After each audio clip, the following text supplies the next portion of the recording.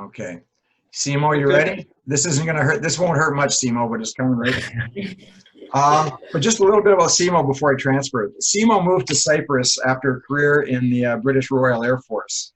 And he quickly got involved in Dragon Boat and is the founder, vice president, and head coach of the Cyprus Sharks Dragon Boat Club. And he's a Guinness World Record holder, and I can vouch for him. I was in the boat with him, I think, at one point, and that was really something. Colorful coach, great guy, and I'm flipping it over to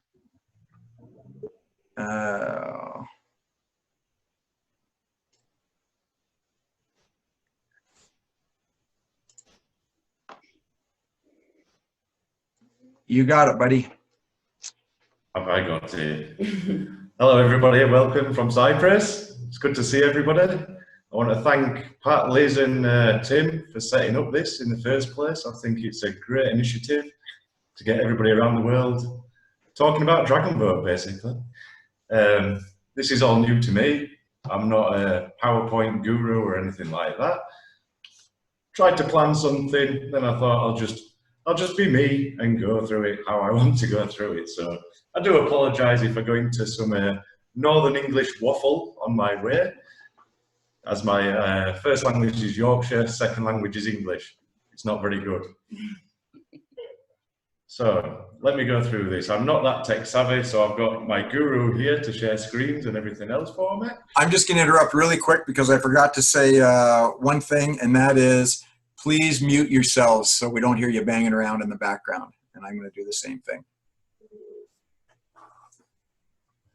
So I just thought I'd go light-hearted through it and a bit about myself and dragon boating in Cyprus and how I've got to where I am now, which is a fantastic place. So started off in Cyprus.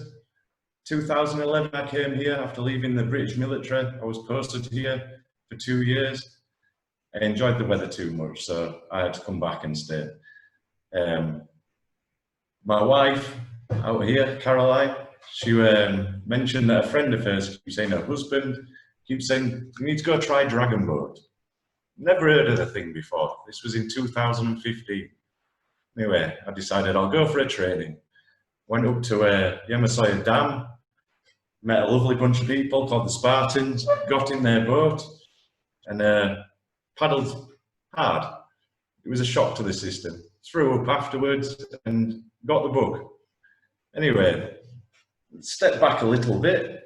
This is Cyprus. Lovely little picture of us there from the moon. Little island in the Mediterranean. Right on the edge of Europe. Okay, beautiful island. We're on the Greek side of the island. I won't go into the politics of the island because that's not my area. There's a lot of issues with that here, there and everywhere. So I'll go in, but this is where we are. This is our island. It's only small, population of 1.2 million. And all of us paddling this little space down here called Limassol. There's nowhere else that we paddle at the moment, unfortunately. We're trying to branch out, but we'll get there, we'll get there. So, a bit of my history into dragon boating. Like I said, I joined in 2015, Limassol Spartans. This was a team that I went out with, they killed me. And 3 weeks later, they invited me to go to Serbia and paddle in a festival there. Why not? Why not, I said. Went over there, terrible technique. The only thing I did was cut my thumb to bits from slamming it on the side of the boat. We had a fantastic time. Lots of people there from different countries. Loved it. These ladies inspired me. We won nothing as a men's team or with the club, but the Cyprus ladies came together. We went with 3 clubs from Cyprus. Cyprus ladies came together and they won the gold. And that was just a moment. It was a moment. So then we went on, plenty of charity events, tug of war in the water parks that we do yearly. Fantastic event. Went on to win that with Spartans. We have the Cyprus Championships out here for the next three years. I think I paddled with Spartans, and we were quite dominant in the championships. This was a special photo. We only lost 1 trophy that day. They were good times. They made me captain after about 6 months of being with them, which was an honour. to be one of the captains of a good club. And then came round to a Cyprus national team the year after, 2016.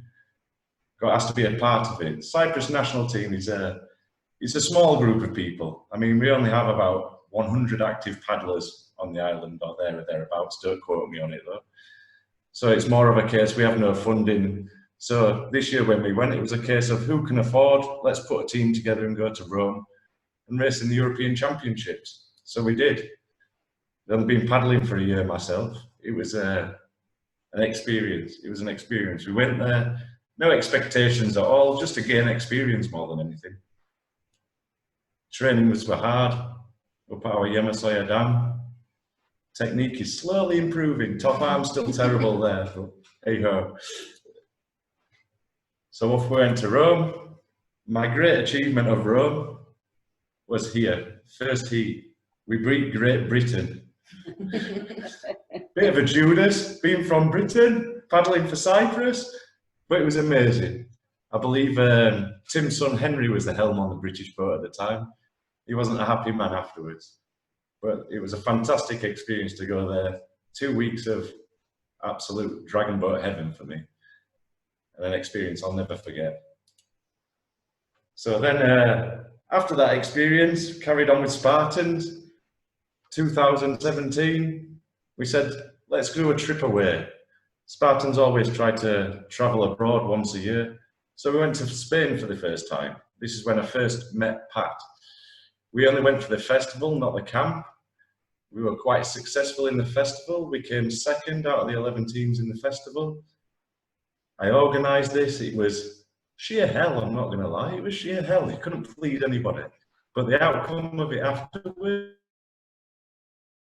well, I've got a sharing video for everybody to watch now. Good memories of Spain.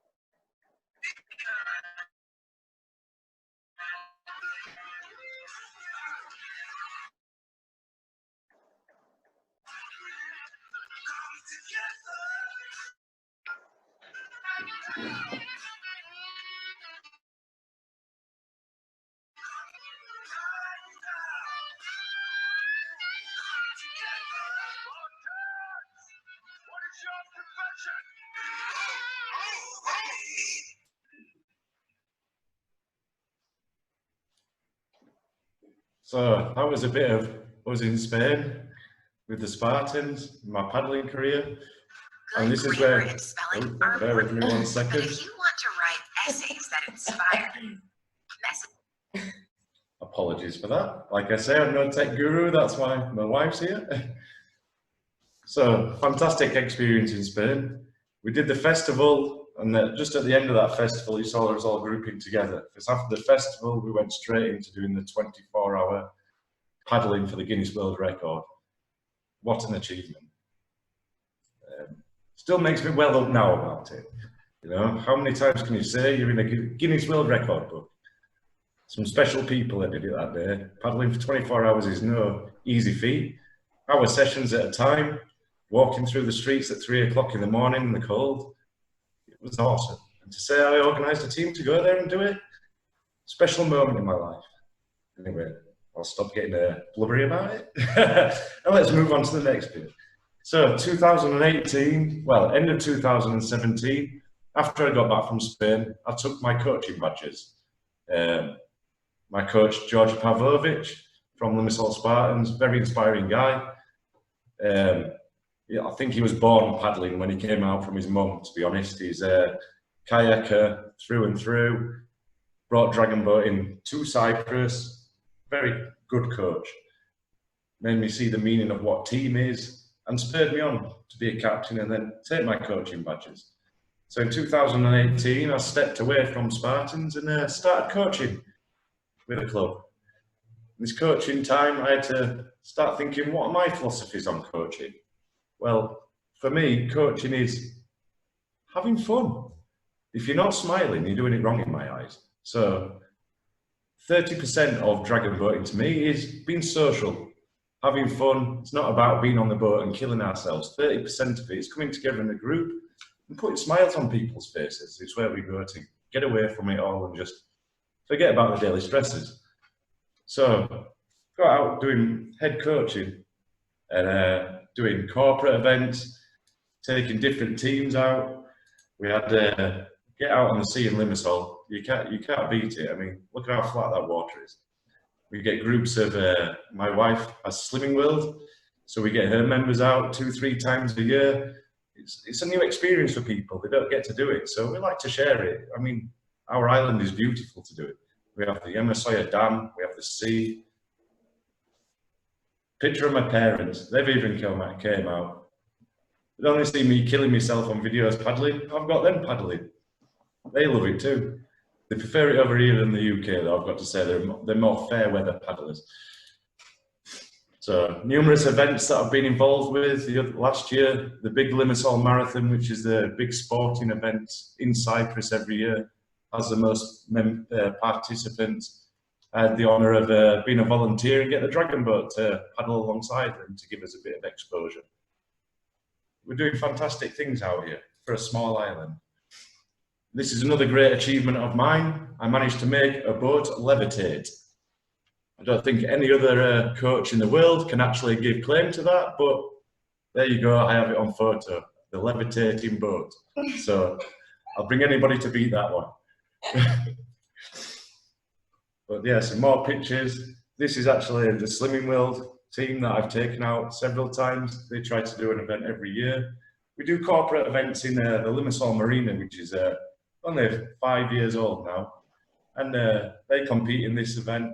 I could show you lots of pictures and photos of everywhere, but I've got that many, it just spoil it, so it's a select few.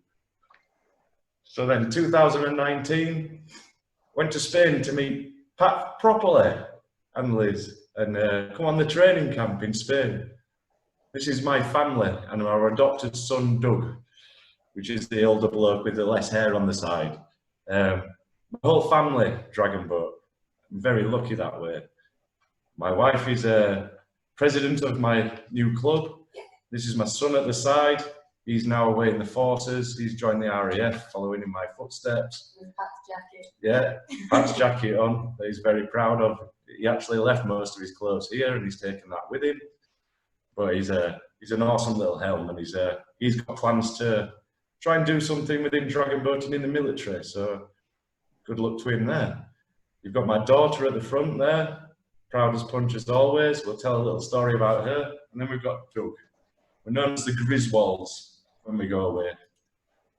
This is my meatball. Probably the most experienced drummer in Cyprus now, even though she's only 10 years old.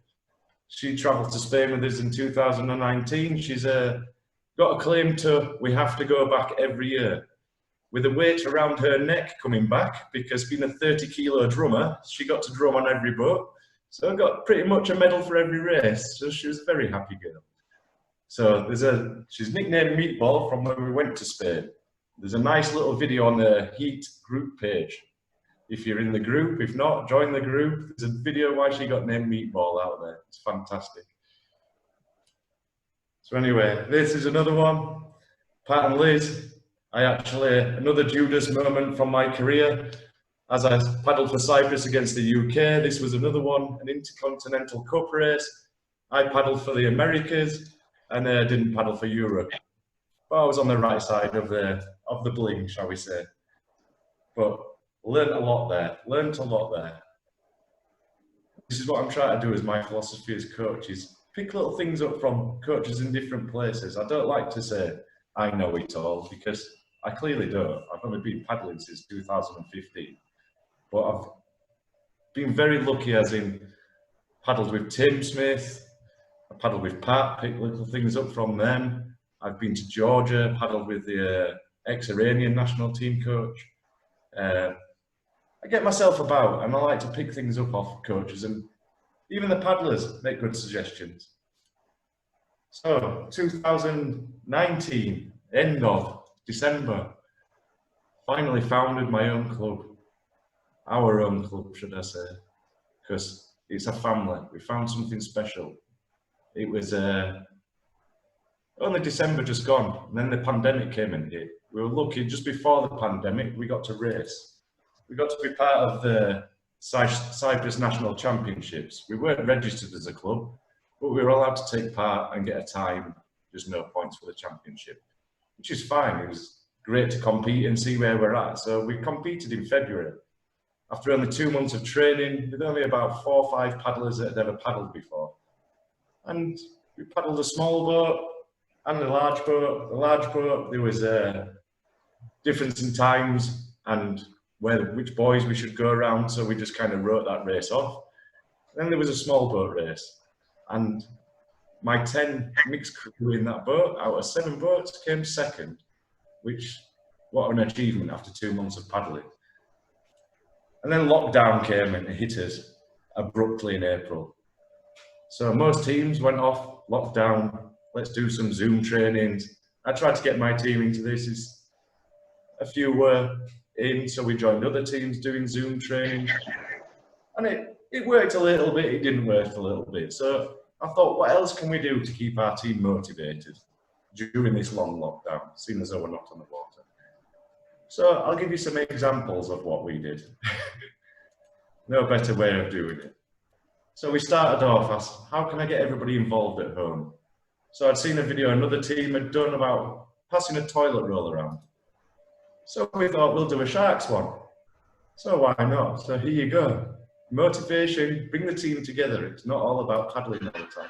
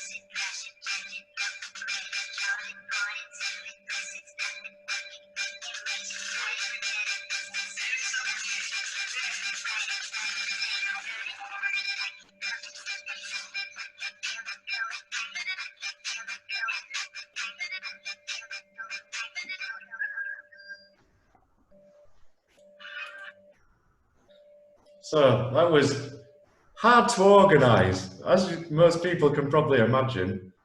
organising a race and getting teams to sign the race sheet is hard enough rather than getting somebody to hit a toilet roll round. So we improvised. It took a week or so to come together, but kept people's minds focused and kept us together as a team, even though we were all stuck in home. Because Cyprus lockdown was a real lockdown. We were only allowed out via text message.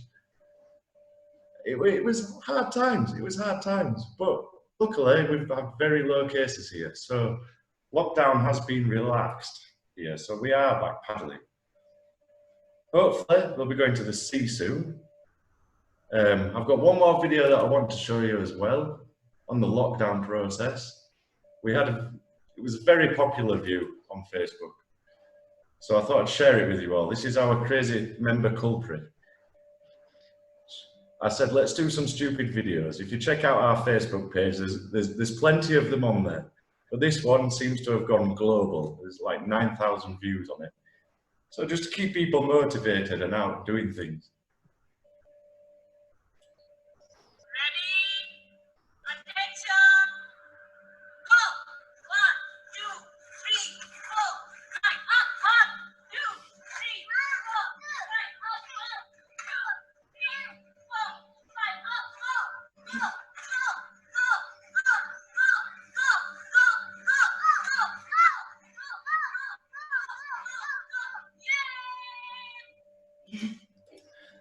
So the imitation of the words was actually, it was supposed to be me she was imitating on the helm. Because apparently that's what I shout like when I'm on the helm. Her daughter was going mad with her because she was on her scooter. Wasn't great for her. But that's what we did during lockdown. So let's get back on to a bit more dragon boating. So Cyprus, in Cyprus we have 5 clubs now. When I first started in 2015, we only had 3. But we're growing. We have 5 fantastic clubs here. We have the Limassol Spartans. We have the Zulu Force. We have the Limassol Dragons. And we have the Raging Mouflons. Unfortunately, I don't have a photograph of them to pass out there. Out here, we have Cyprus Championships. And then we like to race between the clubs and do front races. We try to do it once every 2 months. But as things are here with the low numbers of paddlers, we just try and fit it in when we can because a lot of people travel in and out of the island. So one of the beautiful things about Cyprus is that we've got many cultures that paddle for our clubs. I mean, I know my team alone must have at least 7 nationalities represented. I mean, I know we've got British in myself, then we've got Culpri who's Indian, we've got Ukrainian, we've got Hungarian, we've got German. We've got a couple of Cypriots, and it's growing well. It's growing well, but you have to be diverse here. We have Russians as well, sorry, don't want to miss them out because they're the main component to us. So, sorry, my wife's waddling at me. You're taking all the time. I'm gonna waddle at you too. You're gonna waddle at me too. I'm going on. So anyway, we do lots of things in Cyprus. But this is our island. I just want to show you a few things. So when you come and visit us for an international event, you know what you can come and see. We have the beaches, we have the ruins, we have the mountains, which has lots of wineries in, lots of good places to eat. So this is us in the summer, beautiful views, Troodos Mountains.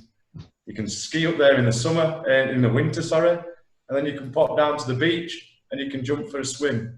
In the same month, in the same day, you can go build a snowman and then go and swim in the sea. Crystal clear waters.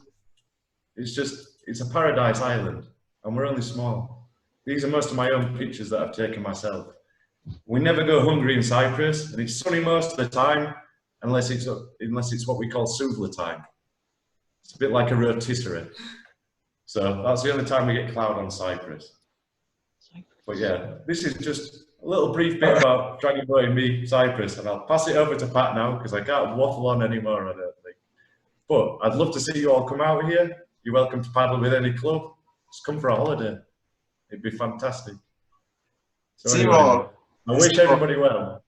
Thanks, Simo. That was great. Can you pass me the host, please? Yes, doing it now. And you know that did go on longer than we had thought, but I'm telling you, what a beautiful place. I haven't seen it like that. I haven't seen those pictures before. how you levitated that boat out of the water. You got to show me that one, man. That was a great photo. And I just want to, one quick question. Is the sea always that calm? It looked like huge open water, but it was really calm. Just quickly, because we got to move on. No, in the summer months, from probably May time until November, if we're there in the morning, good time. At about 10 o'clock in the morning, it starts picking up slowly. Yeah. But it's beautiful. It's too hot during the day anyway. It's beautiful. Okay, next we've got Winkie. And thanks so much, Simo. Good seeing you guys again, and hopefully we'll get a chance to come over and see that. What a beautiful place. How do I do this here? Going over to Winkie.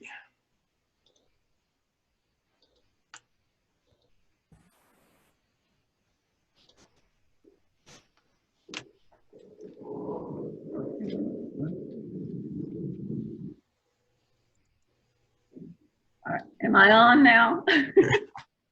Okay, so Winkie, I just passed the host to Winkie, but just by a bit of an intro, she coaches the Out of Sight, it's called, the visually impaired team in Washington, D.C. And Winkie is also a world champion with Team USA. I had the pleasure of coaching her for 2 cycles, actually. And she's a member of the D.C. Dragon Boat Club.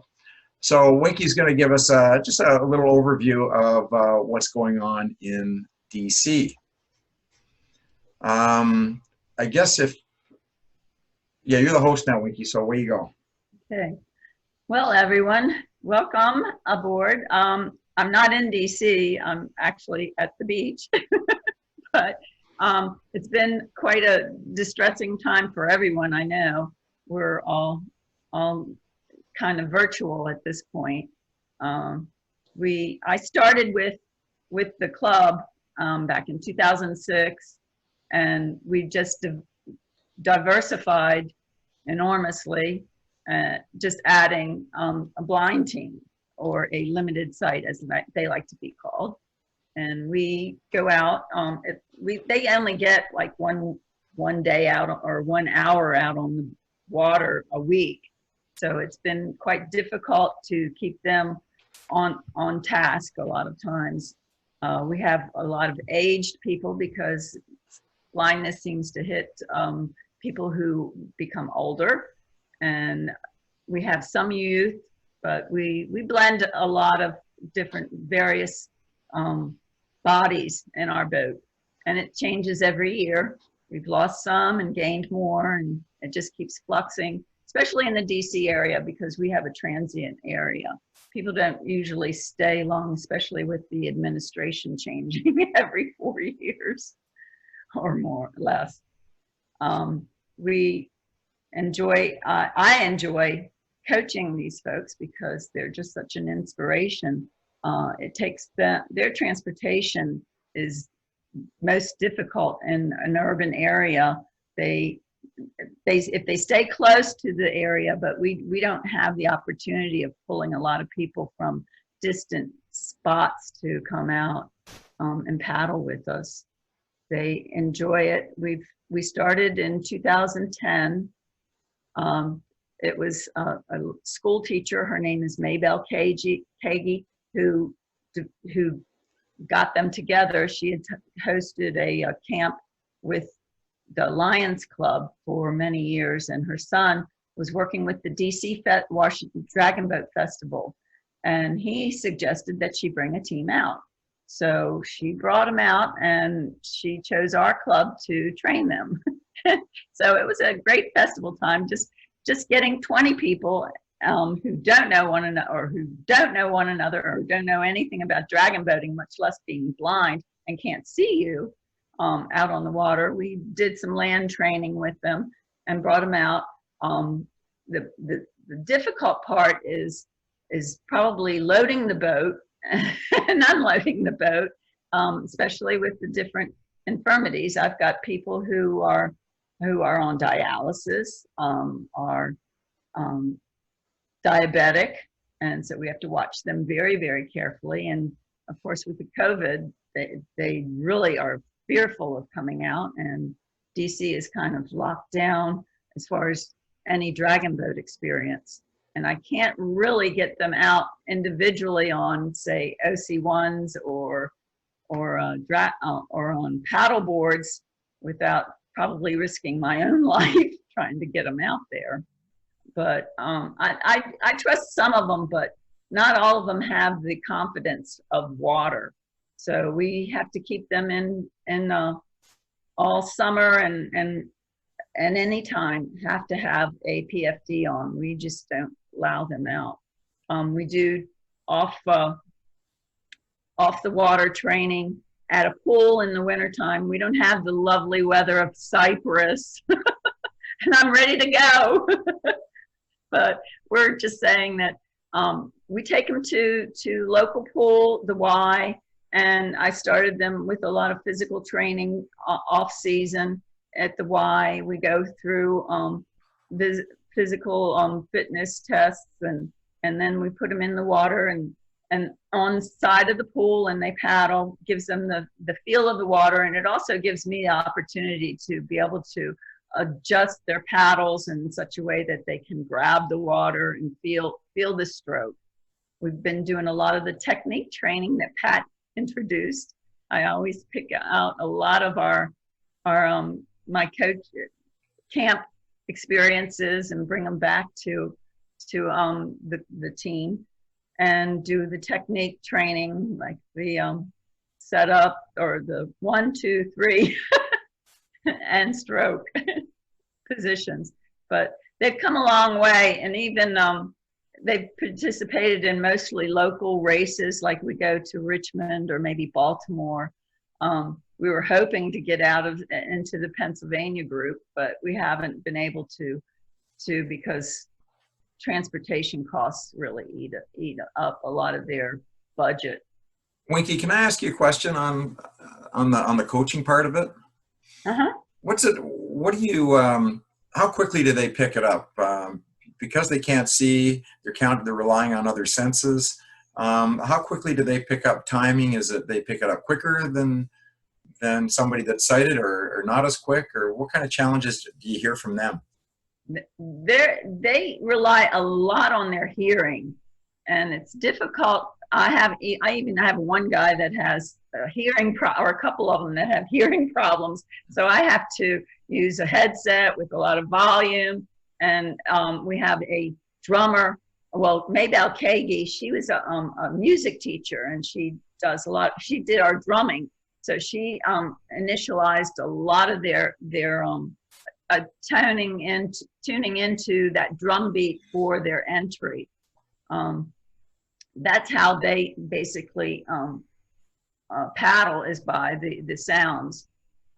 We get the more experience they get the feel of the boat, the ride, and once they get over their fear of water, that's the other thing. We do training off where we do the boat capsize events or simulate rescue, and we have the DC Harbor Patrol come out and do simulated rescues with them. But a lot of people are fearful.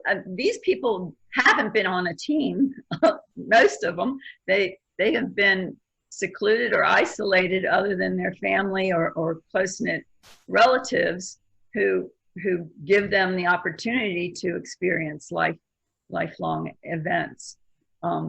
They don't get to play tennis. They don't get to go out on the water, and some of them get to do crew or have done crew, but not many of them. But that's going backwards. We go forward, so it's a learning experience for them too. Well, good for you for what you're doing. Liz and I had the pleasure of being at a camp in DC and meeting some of these athletes and coaching them. And I tell you, if you ever have a chance to work with a group like this, it's what's the word? It's really fulfilling. It's just and it challenges your coaching skills. Things you have to do, how you have to adapt to work with people like that just can't see, and the things you take for granted. I almost watched one guy.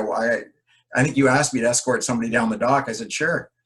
And I didn't tell him to stop, and almost lost them. you know, like, We've lost a couple off the dock.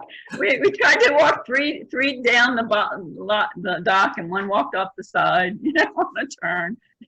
It's very, very interesting. did you have anything you want to wrap up with, or? Well, I'm still learning to adapt in anything that comes my way, and I enjoy, you know, I have all the confidence in the world of your camps. I said I've gone to Farintosh's, I've been to Great White North, and I've done yours, but I haven't taken a lot of team members down to yours, and that was what I really, really want to do. But that's probably next year, maybe. Well, let's hope so. Let's hope. Yeah. Well, listen, I think what you're good for you, and I've seen that, I've witnessed the time that you put into it. It's really something to watch and to stand back and watch you guys in action, and how happy these guys are in the boat. That's what the sport's all about. And so thanks, Winkie, for that. And it's a great segue to meet Nigel now. And you're going to pass that host right back to, you pass it right over to Nigel, actually. Can you do that? Well, let me see. Let me find Okay, Nigel. go pass it to me. And there's waiting room people I have to let in. So pass it. Not waiting. Nigel, there you are. I got Nigel. No, Winkie, can you pass it to me? Okay, wait a minute. Just for a second, because I got to let some people in. Trying to find you.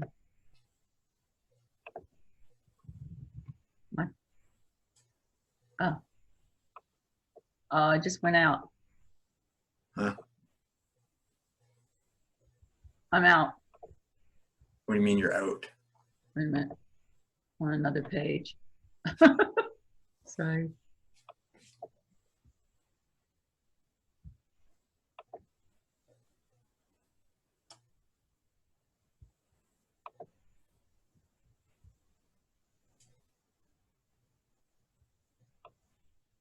There you are. Okay.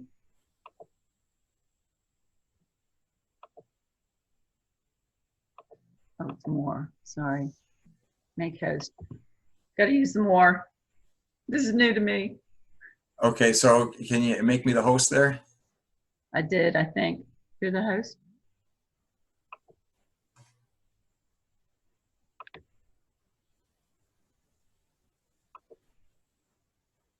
No.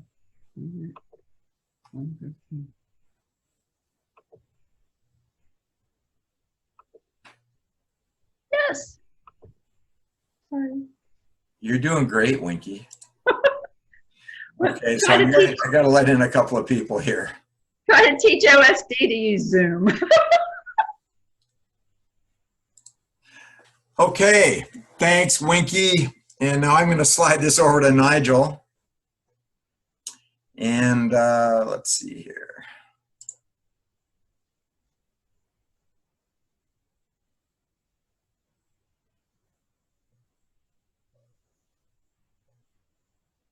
How come I'm having the same problem you were having?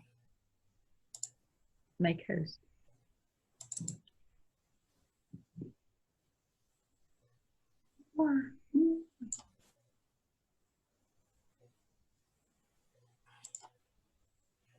Sorry, guys, I've got a funny screen coming up here too. Participants. I don't seem to be able to get everybody's name up here. How did you do it, Winkie? You have to use the slider bar on the side. Make sure you get the one in the participants box.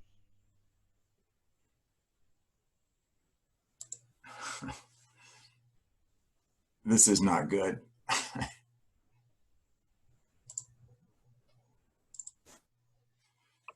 Okay, Tim, anybody that can offer some assistance. The screen I've got up here, it says 20 participants in the meeting, but I've only got Winkie's name, and I can't find a way to get everybody in here.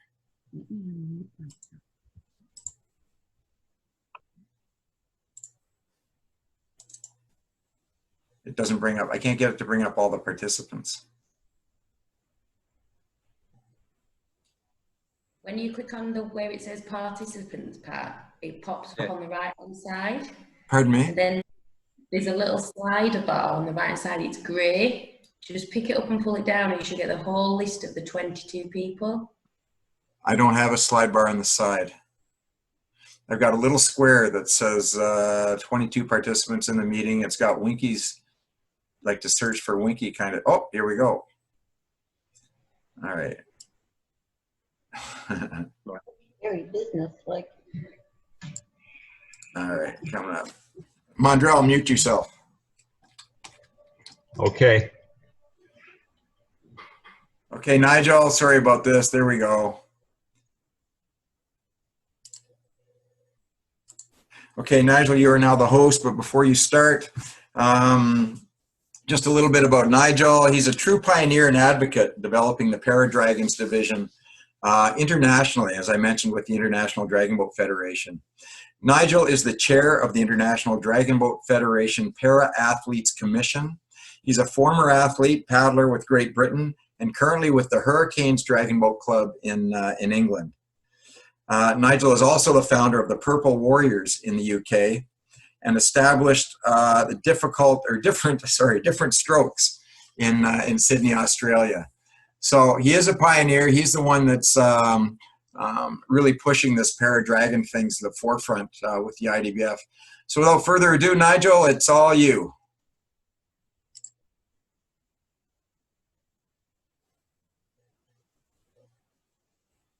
Nigel? Nigel, you're muted. I'm right. Is that better? That's better. I just say you've now given me all the power, and I have no intention of relinquishing it. So, anyway, welcome everybody, and thanks, Pat, for organising this. I've got a few slides, and I've got a video, and I'm conscious that the video that we've seen from Simo, certainly from my perspective, was a bit jerky. So I don't know whether that was coming out of Cyprus or coming into me, but if my video looks jerky, just stick your hand up and I'll stop it. If it's not coming across clearly, I don't want it to keep going. It's pointless, okay? Because the video actually includes people talking. So as Pat said, and I'm now just going to bring up my PowerPoint presentation, which hopefully you will be able to see. Can you see? Can somebody just stick their thumb up that they can see that? Good. Looks good, okay. Nigel. Looks good. Good, good. Right, let's go. So, as Pat said, I'm a coach at Hurricanes Dragon Boat Club in southwest London near Heathrow Airport. That's the view from the clubhouse on a good day. That's the view from the clubhouse today, because we don't actually do any dragon boating at the moment due to coronavirus. So it all is rather placid, but it's a lake. That's where my club is based. I say on the flight path from Heathrow, and Heathrow is about 10 minutes drive away. So that just puts in context where it is. I started my paddling actually in Australia, in Sydney, where I set up Australia's first dragon boat club for the gay and lesbian community over there, who subsequently went on to win a number of medals at the World Championships, the World Club Crew Championships. And they're going very strong. They've been going now for 12 years, and the largest club in Australia, actually, not just the only gay and lesbian one, but the largest club in Australia. In 2015, I set up Purple Warriors, which is a dragon boat club for serving and retired members of Her Majesty's Armed Forces who have got some form of impairment. I'm ex-military myself. I'm grateful I don't have any impairments, but I know a lot of my former colleagues do. And so I set up a dragon boat club to give them a sense of purpose in their life, and to pick up on Winkie's point, actually to help remove some social isolation that some of them were experiencing because of their injuries and impairments. So that's what I did in 2015. And that I'm now going to show this video. Now, please bear with me. If this all goes horribly wrong, I just want somebody to say, thumbs down, not working. But let's just see if I can get this video clip up of Purple Warriors. And I've just a second. Right. First of all, can you see that? Can everybody see the video? Yeah, okay, let's play it. And hopefully you'll be able to hear the sound. This is from British Forces Television. It was a two-part video. I'm only showing you the first part about our progress towards the Club Crew World Championships in Szeged in 2018. It just gives you a flavour of some of the impairments, which is what I'm going to talk about in a moment.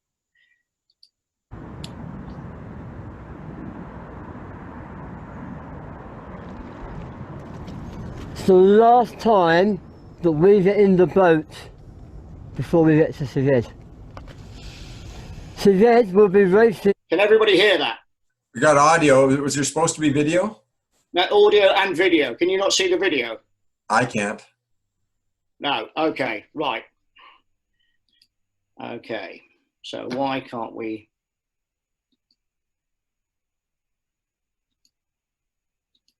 Try again. Right. Here we go. Got it. My apologies. I'm a novice like everybody on this. Start again.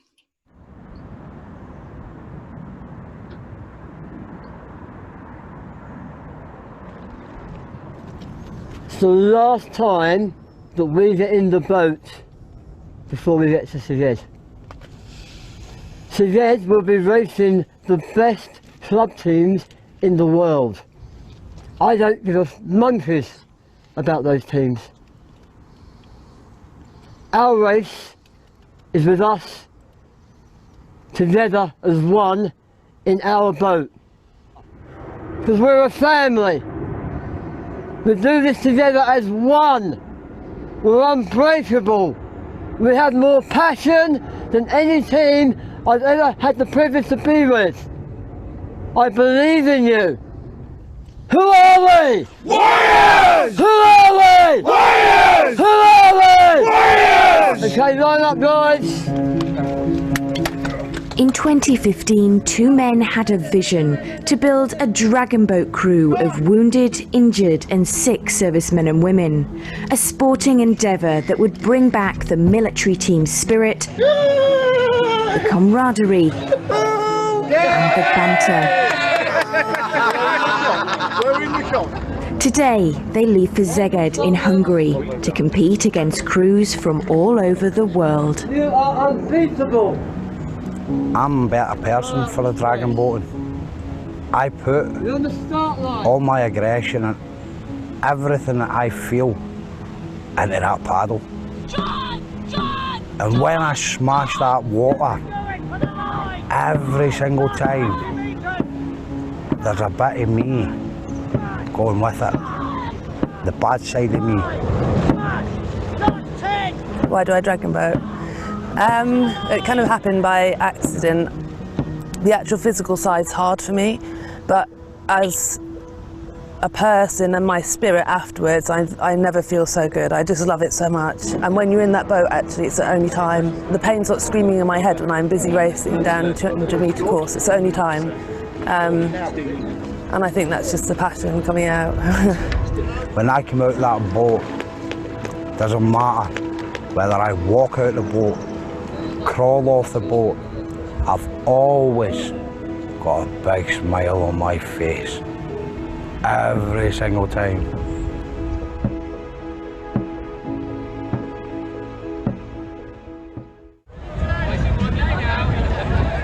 Dragon boating is big in Hungary. Please welcome the Bedford Warriors! The championships kick off with a parade through the town, and an aerial display wows the 6,000 paddlers.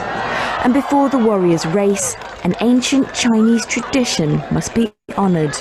You'll see boats have got the dragons' heads on, but only one or two will have a pearl in them, and they're the pearl dragons.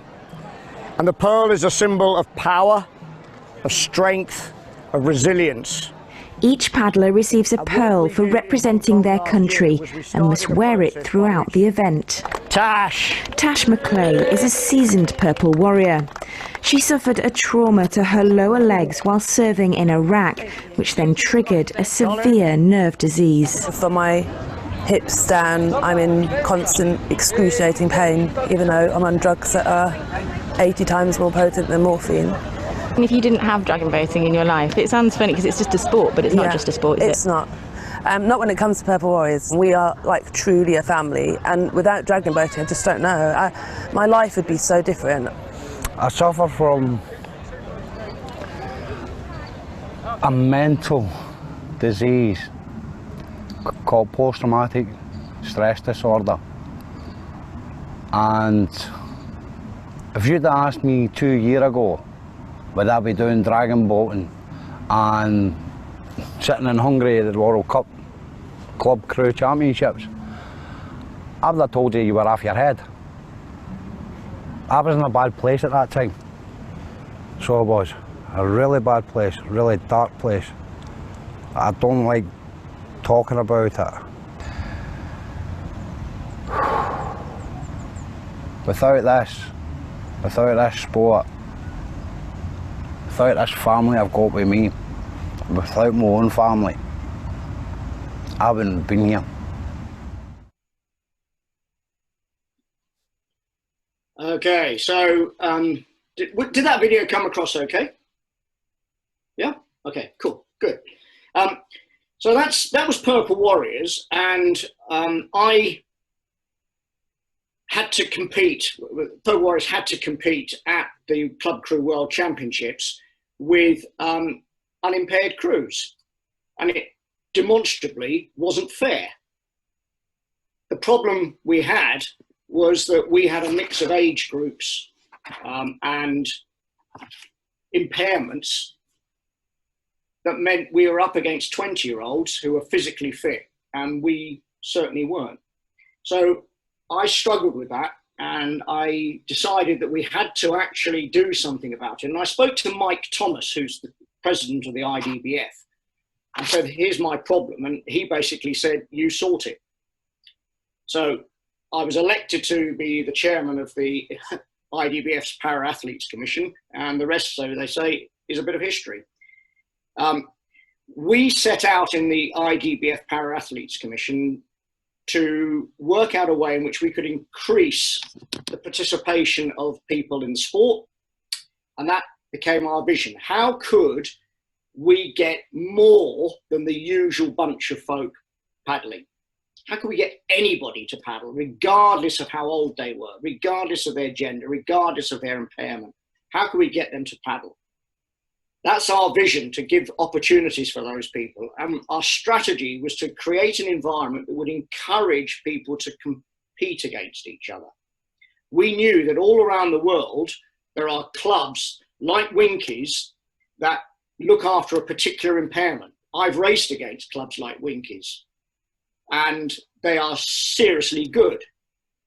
There are other paddlers who are individuals, who are members of clubs. Hurricanes has a number of impaired paddlers who happen also to be Purple Warriors, but they're 1 or 2 in our club, and there are lots of clubs around the country in the same way.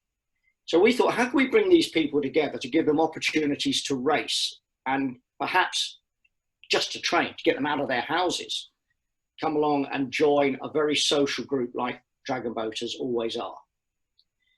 So we looked at other sports. When we set this up, we looked at other sports and we said, how can we deal with what we've got? And the 2 or 3 sports that sprang to mind were para canoe, VAR, and para rowing. And they are exclusive. They exclude people who do not meet their specific impairments.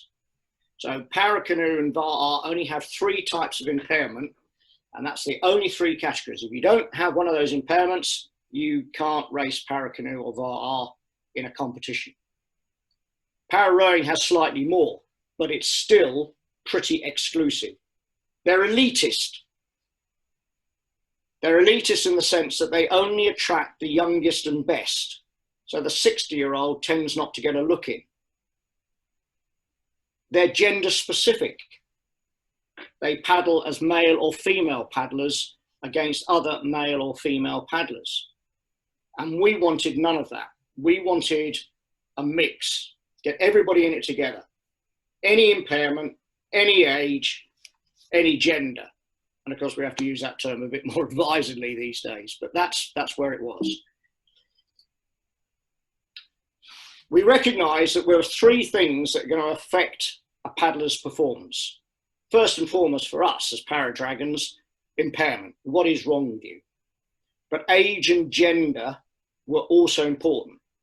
And our rule book is the first attempt in any sport to integrate those three factors to allow anybody of any age, any gender, with any impairment to compete against similar people on a level playing field.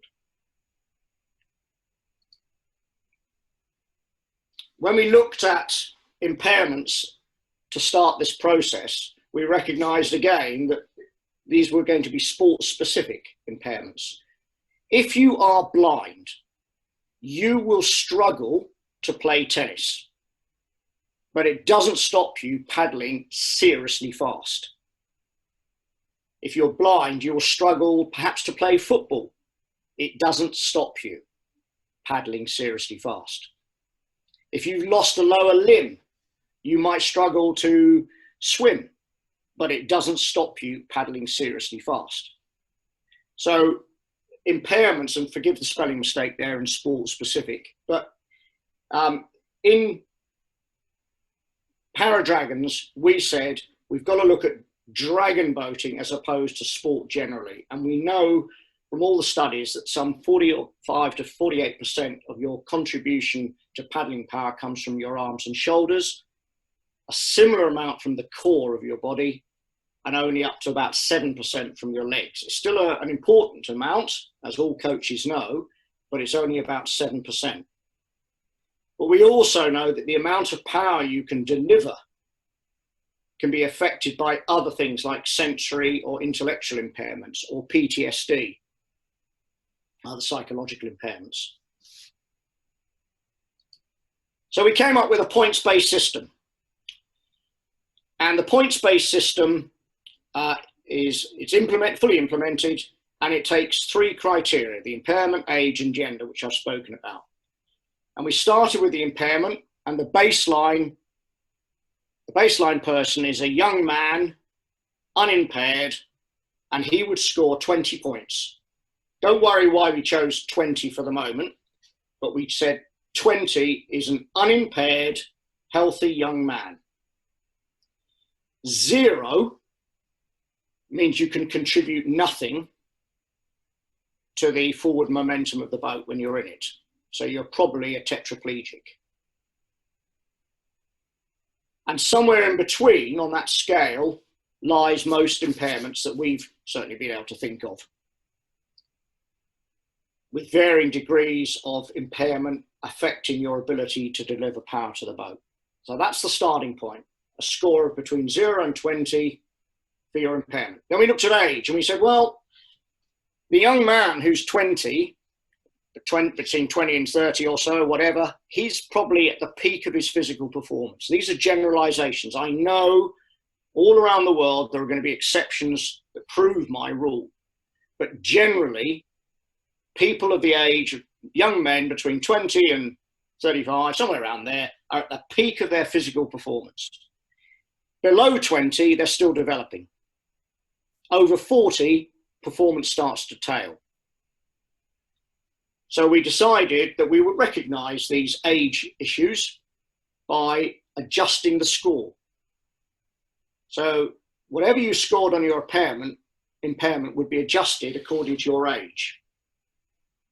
And then we recognized that females generally are less powerful than males on any age level. So again, your score would be adjusted for your gender. So here's some examples. Two paddlers, female, 19, fully blind, a male, 58, suffering from multiple sclerosis. You look at our score sheet, the female who's blind gets 18 points for the impairment. We reduce that by a single point because she's under 20. And we reduce it by a further 2 points because she's female. That gives her a score of 15, unique to that person. The other side of the equation, the male, his impairment on our table gets 10 points. His age adjustment is -2 because he's over 50. And he's a bloke, so there's no adjustment for gender. He would get 8 points. That is unique to him. What we then say is that within a crew, the crew can have a maximum number of points, a maximum number. And it's up to the coach then to decide, does he want lots of 19-year-old females who are blind, but they've actually got quite a few points. So he needs to have 1 or 2 seriously impaired people to bring the score under the threshold that's allowed. Or does the coach say we're going to have lots of people middle of the road? Whatever it is, the coach has full discretion about choosing what paddlers he has by age or gender or impairment, as long as their scores come to less than what's allowed. So that's our points-based system. We then came up with 3 race categories. PD1, everybody who's paddling has the same impairment. Is impaired. Everybody who's paddling is impaired.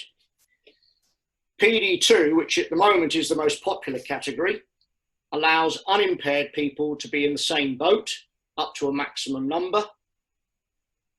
And those people are there not only just to encourage others to get into the sport, to make up numbers, but they actually fulfill a very powerful safety, provide a safety cover, if you like, because they're unimpaired.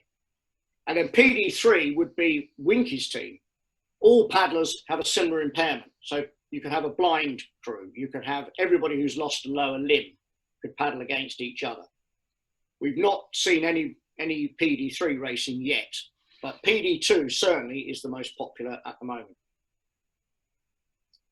These are photographs, 2 photographs from Seville last year, from the European Club Crew Championships, which was the first international competition that used the rule book.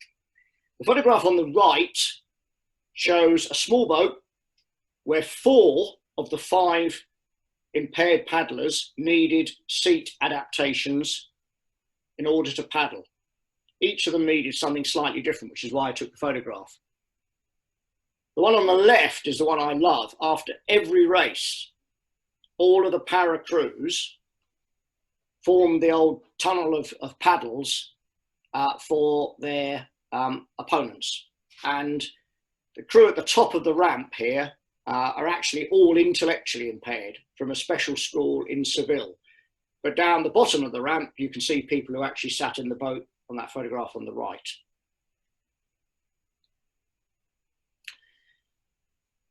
So for the Paradragon community, we've got 5 principal things to think about moving forward.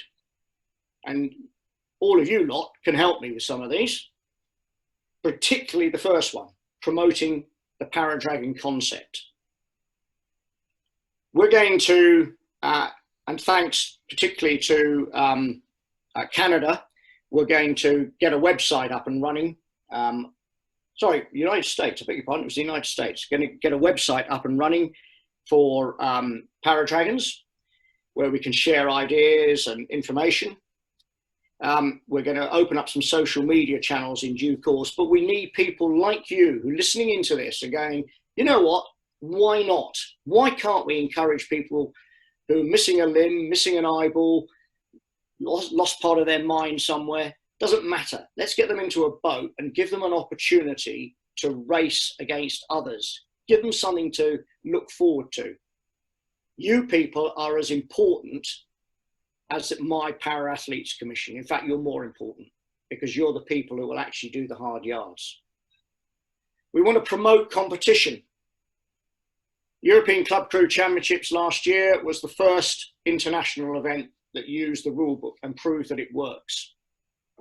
Club Crew World Championships this year had a strong Paradragon entry list. We want to promote this. We want to get it happening. And the way the IDBF is doing it, and certainly the European Dragon Boat Federation is doing it, is allowing composite crews. So they're waiving the requirement that your club has to have been in existence for so many years to compete at their Continental Club Crew Championships. We're allowing composite clubs to be formed solely for the purpose of competing at an international level. And we saw the fruits of that in Seville.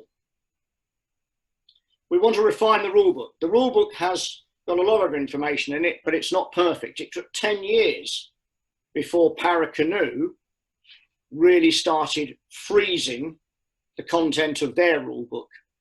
We've only been at this for a few years. We've got a way to go before ours will be ready to freeze.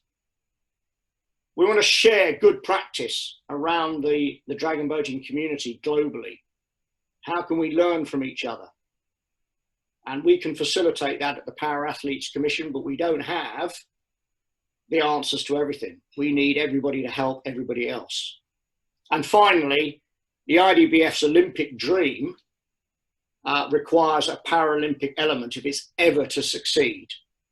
So we want to move this forward so that there could be, in the future, and I know this is a long shot, but in the future, there could be a Paralympic Para-Dragon event.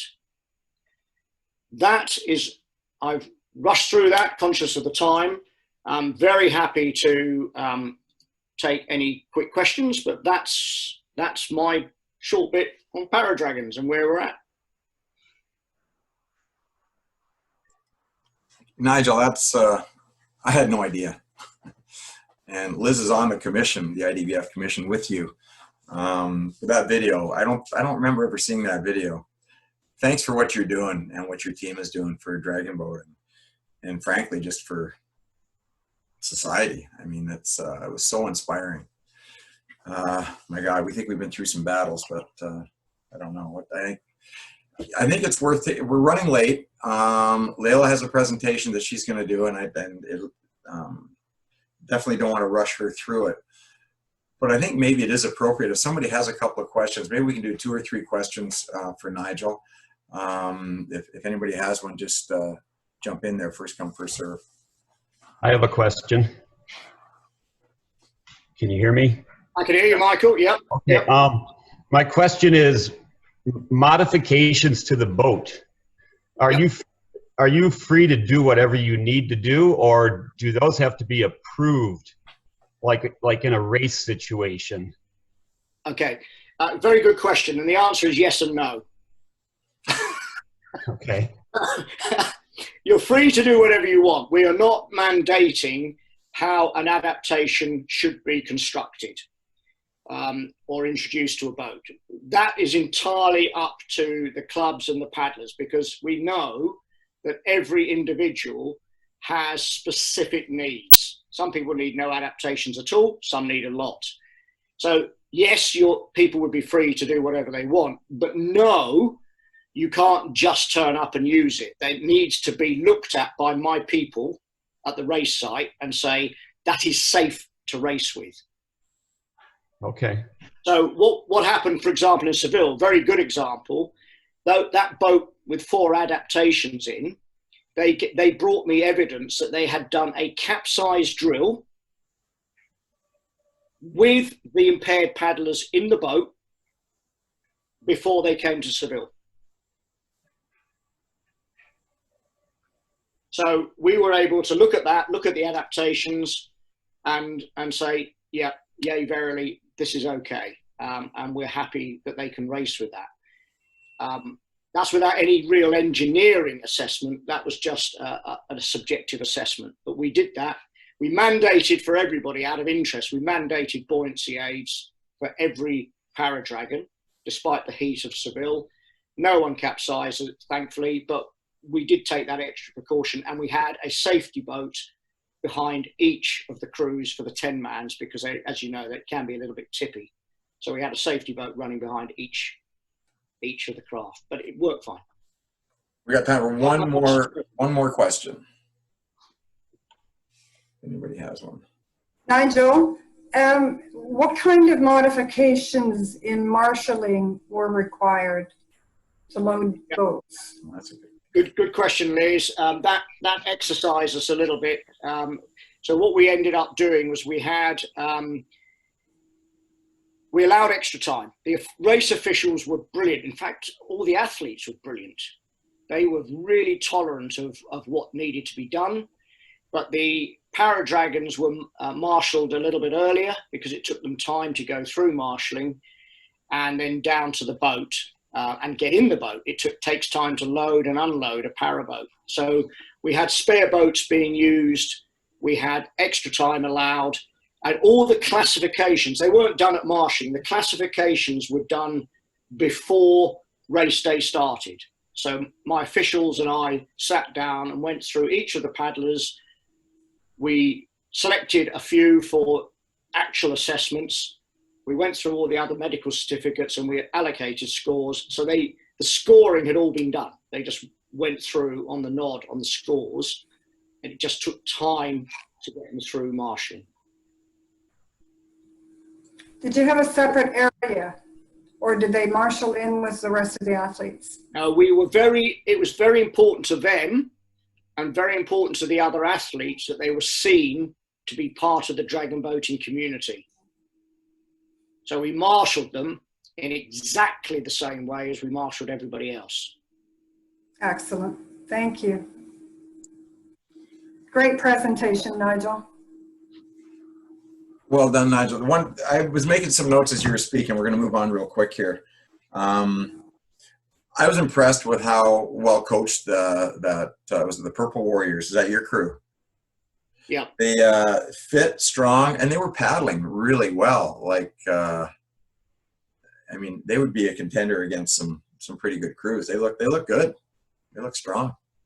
So good for you. I think as Tim would attest from the British Nationals, they hold their own. They hold their own against unimpaired club crews in the UK. Yeah, no doubt. The fastest crew, but they never give up.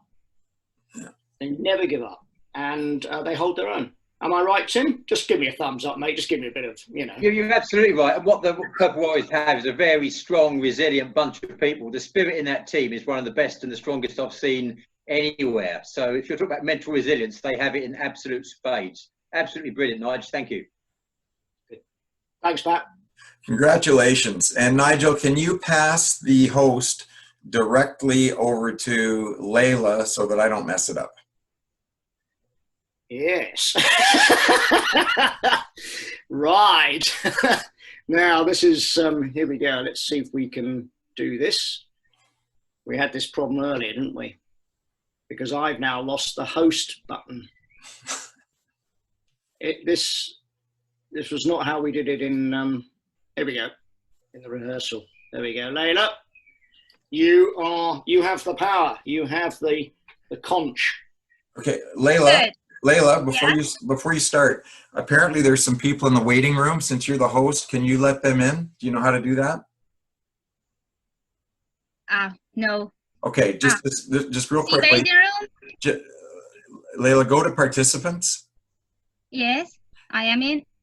And it should show people in a waiting room. Yes. And then just admit them, unless you don't like them and you don't want to. Admitted. Okay, I done. Admit all. Are they in? Did you admit them? Yes, it says joining. Good, perfect. Okay. So this is Dr. Leila Artaie, technical expert for Zoom. We got her on contract with us. She's a regular contributor. She's from England and Cyprus and a host of other countries. She's on the European Dragon Boat Federation Medical Commission. And as I said, has become a regular contributor. People keep asking for more from Leila. Today, she's going to share her insights into or regarding athlete recovery. And then following that, Mondrall is surfaced out of the jungle, and he's going to provide us with a brief Mondrall moment after that. So, Leila, I turn it over to you.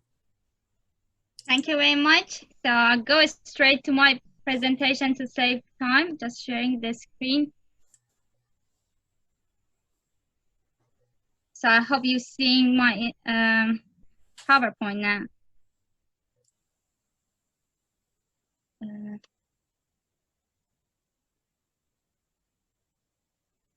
Okay.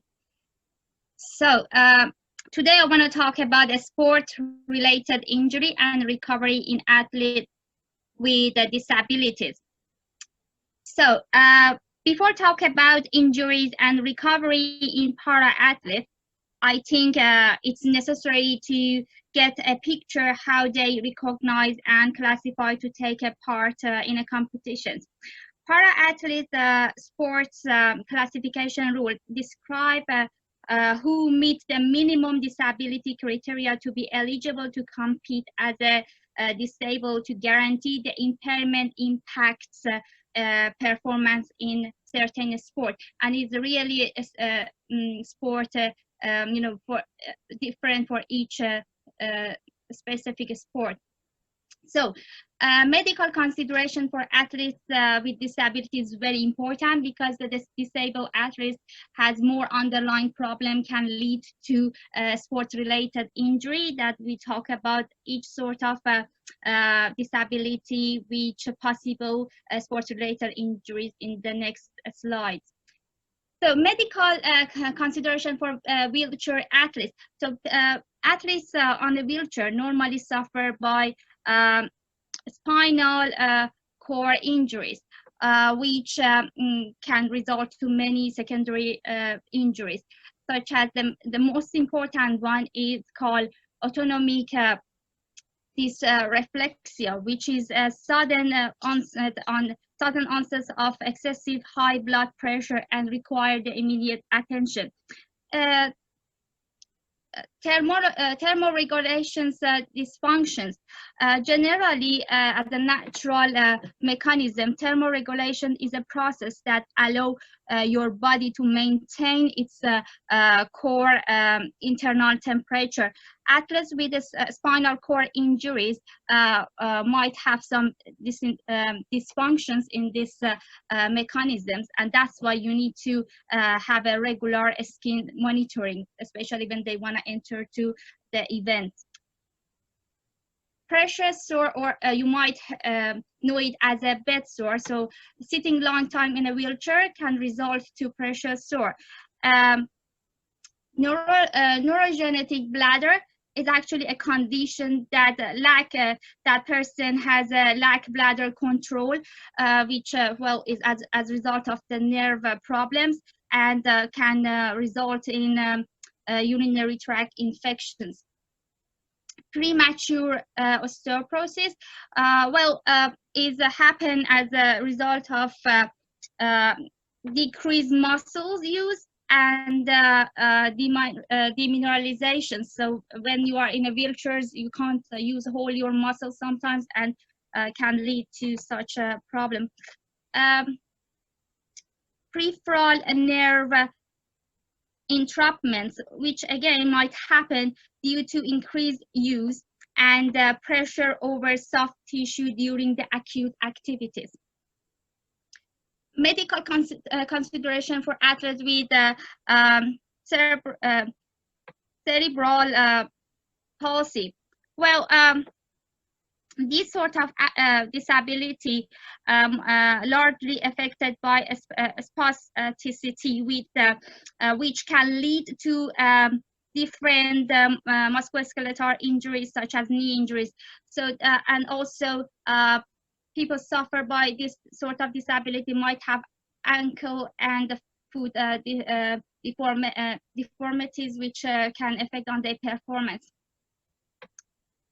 Medical consideration for amputee athletes. So amputee athletes mainly wearing the different type of prostheses that can affect on their skins and cause some sort of skin abrasions, pressure sore, or rashes. And who suffer by visual problems and visual impairs, these sort of athletes lose their awareness from the environment. That's why it might change their movement biomechanics and can lead to lower body injuries, such as ankle sprains, or any or some sort of or any other problems, such as contusions. And athletes with intellectual disabilities, which is involve their mental problems. Down syndromes make up a large portion of this group.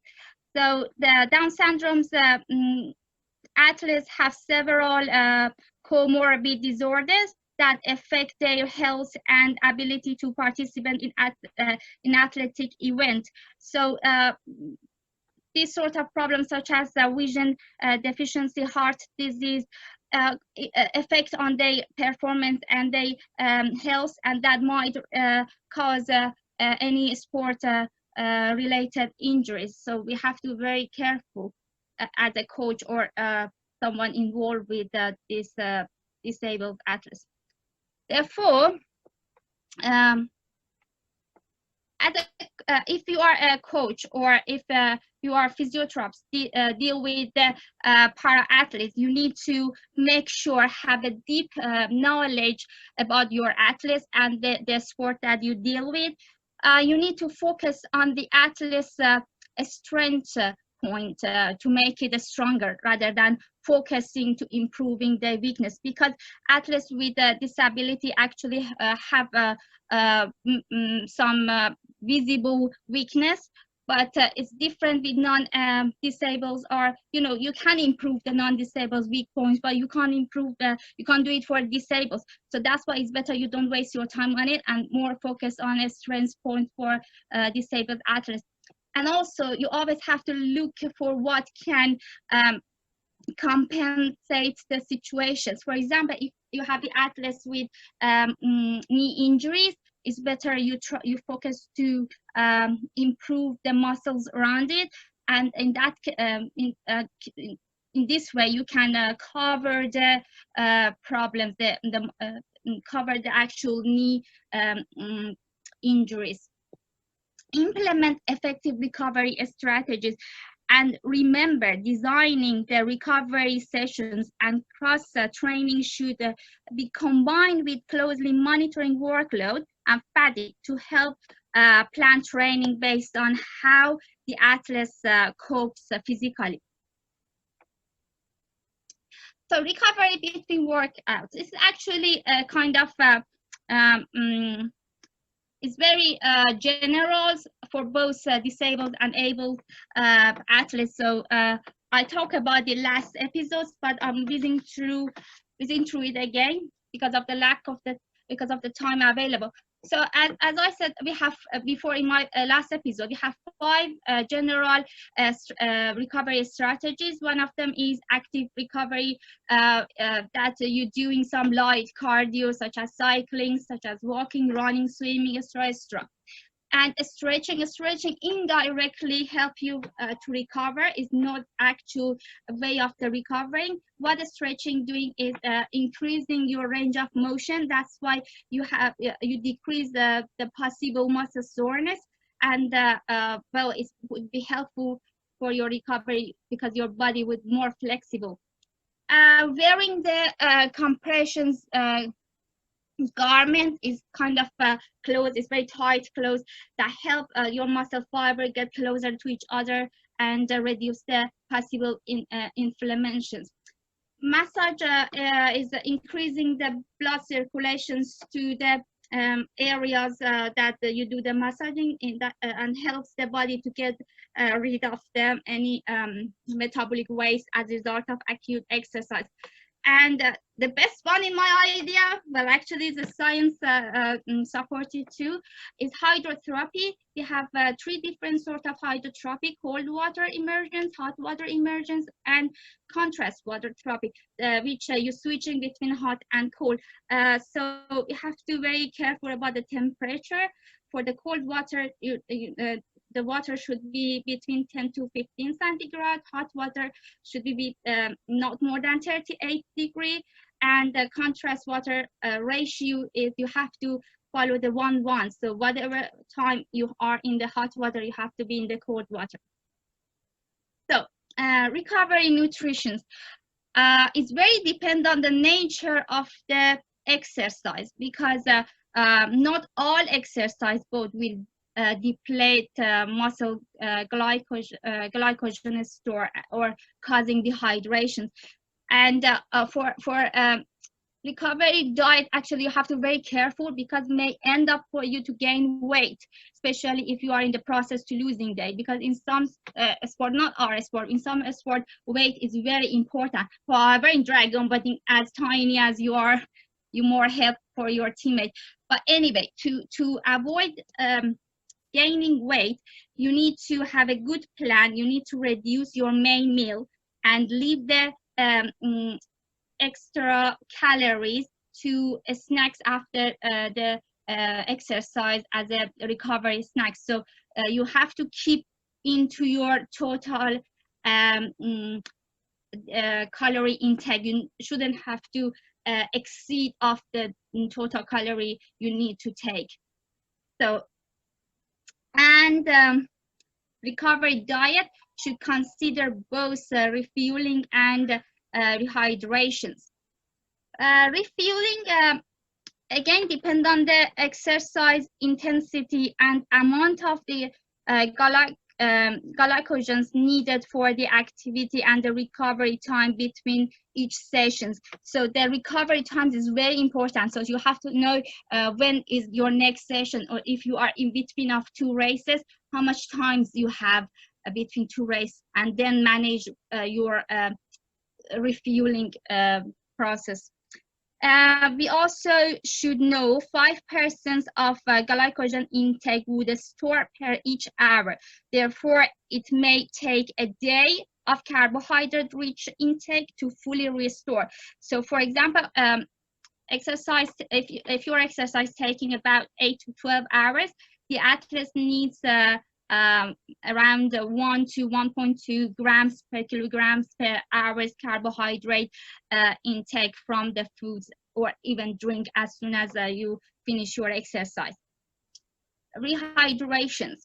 So it's very important to replace the fluid and electrolytes your body lost through the sweating during the exercise, especially when you are doing the exercise in the hot weather.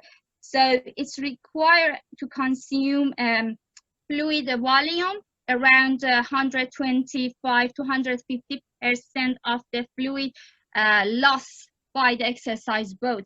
So you should very careful about that range to make sure you are getting enough fluid after the exercise.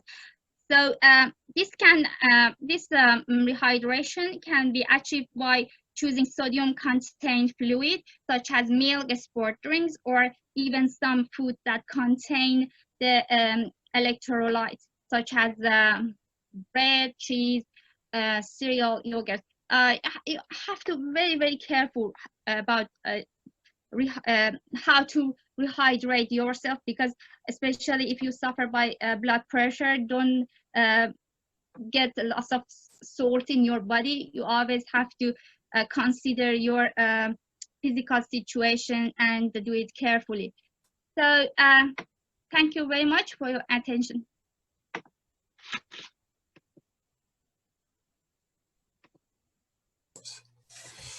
Leila, thanks a lot. That was. Switched off.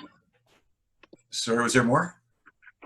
Sorry, my computer suddenly switched itself off. I put the battery back, so it was technical problem. That's okay. That was great. You always provide such great information, and your presentation is so concise. So thanks for that. That was good info. Does anybody? I think we've got time for 1 or 2 questions there too. If anybody has a question of Leila, I know people like to ask you questions. Just try to stop sharing. Pause sharing. Okay, now you might be able. Okay, so I'm back again. Okay, does anybody have any questions for Leila? I know we're running late. Okay. I'm going to, now we're going to go to have a Mondrall moment, if the point we've all been waiting for. Mondrall is in the jungles of Wisconsin, where he's been in the hospital, gashing up his leg and getting his crew, I think, maybe back on the water up there. So, Leila, can you pass the host over to Mike Mondrall? Yeah, sure. I'm just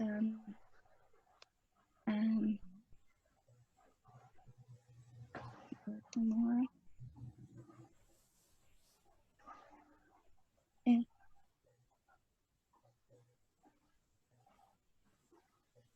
don't know what's wrong with me today. I try to, I go to the more.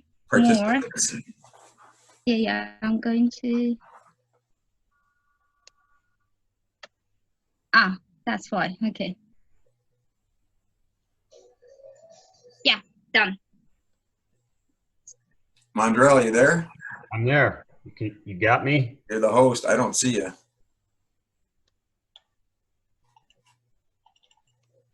This says that I'm the host now. Oh. Okay, all right. Hang on, everybody. I'll get this done quick.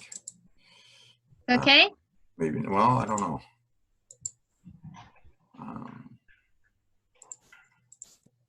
I'm at that same screen again where I can't get all the participants.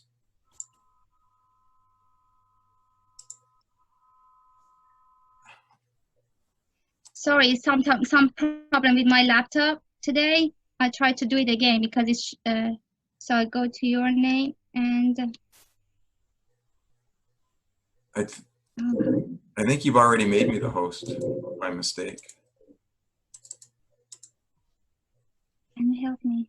Pat, you could stay the host. If Mike Mondrall goes on to speaker view and everyone goes on speaker view, you'll get Mike Mondrall. Yeah, we'll do that. All right. Yeah, go everybody. Yeah. Okay. Okay. And we got to get rid of. Leila, you need to unshare your screen, Leila.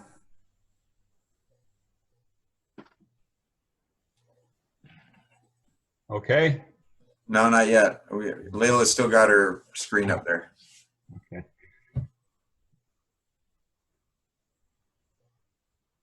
Now you're good. Okay. All right. Hey, Mondrall here. I've been gone a couple of weeks. I've been traveling. So I left my home in Florida, traveled north to Wisconsin. So that's 1,530 miles door to door. That would be, I had to do a little math. That would be like 2,500 kilometers. So I'm up north now. The team I coach up here, we got on the water on first time on Wednesday night. Today, my Mondrall moment is about taking precautions. In week 2, I made my debut on this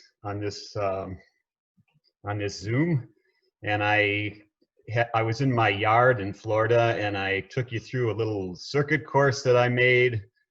And just before I left for Wisconsin, I was still in Florida. I had a little accident on that course. There's a chin-up bar, and I use tree climbing spikes to get to be able to reach the chin-up bar so that my feet aren't touching the ground. And I accidentally, one of those spikes went into my leg, and I tore my leg open. Unfortunately, I wasn't running the course, so it would have been kind of a cool story if I could tell you that I did this because I was running the circuit course and I was trying to break my own record, but unfortunately that's not what happened. So I'm going to tell you what really happened, and I'm going to talk about taking precautions. We had a dead tree in our yard, and it looked like this dead tree, if it went down, it could possibly hit the house. So before we left for Wisconsin, I decided I need to take that tree down because it's hurricane season in Florida right now. And I didn't want that tree hitting the house when I was 1,500 miles away. So I actually have a lot of props here today. What I did was I decided I'm going to take down the tree. So now I'm going to use a chainsaw, right? I have a lot of respect for a chainsaw, and a chainsaw is very unforgiving. So I wore these big heavy boots, right, to protect my feet. I had some gloves for hand protection. I had some safety glasses for eye protection. I was taking all the necessary precautions before I even attempted to drop this tree. So then I went and I lined up where I wanted the tree to drop, and I tied off another tree next to it so it wouldn't get hung up in that tree. And I made the perfect drop. So it didn't hit anything. It was a good drop, good clean drop. I started to cut off the limbs and the branches, and I have a fire pit in my yard. And I was taking the branches over as I was cutting them off of the tree on the ground and throwing them in the burn pit. About halfway through, all of a sudden the wind started to pick up. So now I'm getting a little nervous because I'm thinking I don't want to set the neighborhood on fire. So I decided just put out the fire, again, taking precautions, put out the fire, and I'll just drag the limbs and branches out into the wooded area behind my house. So as I'm dragging the stuff out there, I'm walking right under where that chin-up bar is. And as I'm walking through there, I felt a sharp pain in my leg, and I actually had driven one of those tree climbing spikes right into my leg.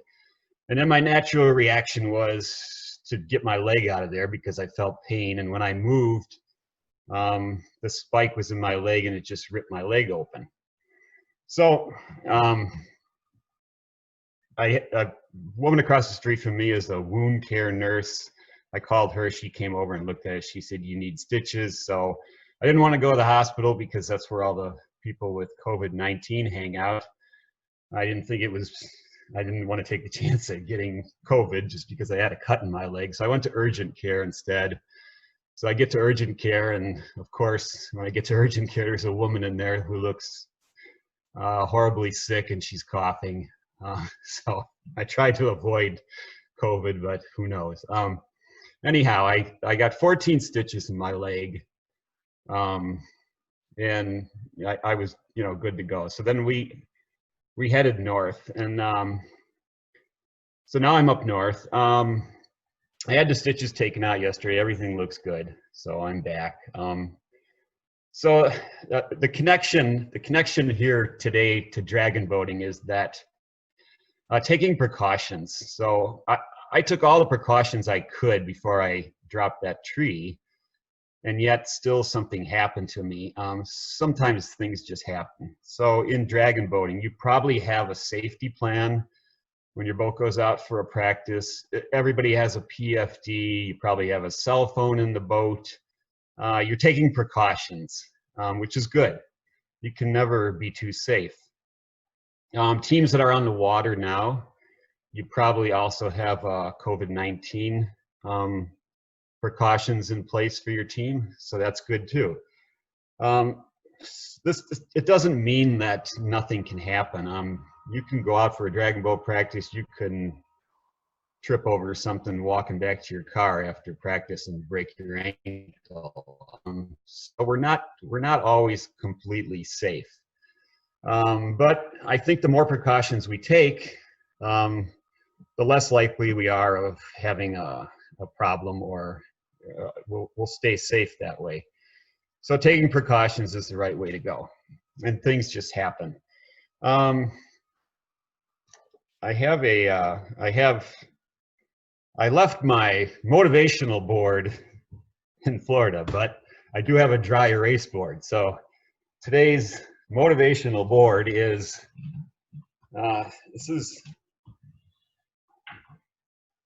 doesn't expecting the unexpected make the unexpected expected. That's famous American comedian George Carlin said that. So that sort of applies to today's segment. So there's your motivational board for today. I told you I have a lot of props. I also have a hat because I've been doing the hat thing lately, right? I winter in Florida because it's very cold up here in the winter. I always check a thermometer when we get back here to see what the coldest recorded temperature was while we were gone. And so I checked it when we got here, and the coldest recorded temperature this past winter here was minus 23 degrees Fahrenheit, minus 30 Celsius. And that's actual temperature. That's not wind chill. So that's actual temperature. So that's why I winter in Florida. But I have been here in the winter before, which leads me to this week's hat. I hope you like it.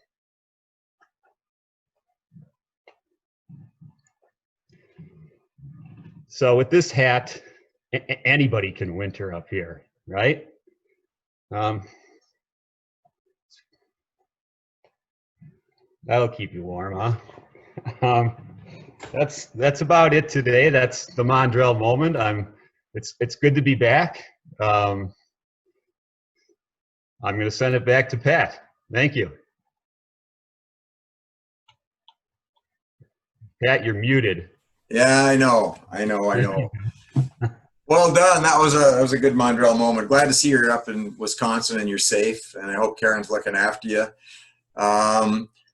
I want to thank Liz for putting together. She put together all the presenters for today's program. So well done. Those were great topics. That was around the world in. It was a slow boat today, so it was around the world in almost 2 hours. But I'm looking at the participants, and we really didn't lose very many over the whole thing. We may have lost one or picked up a couple. I don't know. It went long, but I tell you, the presenters were great, and thank you so much to everybody that's giving their time for this.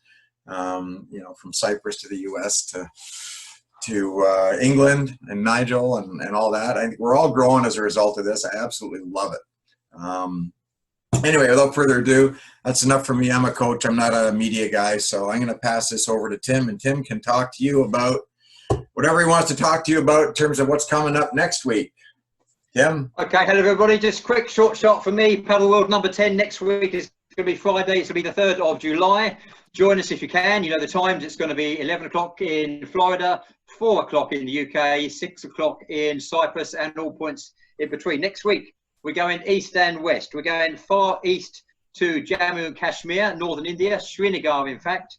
Farooq Ahmed Butt, who you may know, he's very present on social media. He is the Indian national coach. He's on the IDBF as a official, and he trains on Dal Lake, and he's going to tell us about Dal Lake. He's going to tell us about his progression of the Indian national team and a festival called Jashan-e-Dal. I know very little about it. I'm doing a meeting with him on Tuesday. Then we're going west, back to Chicago. John McDermott, you probably know John McDermott. He's a level 2 coach. He's a founder, coordinator, good all-round chap.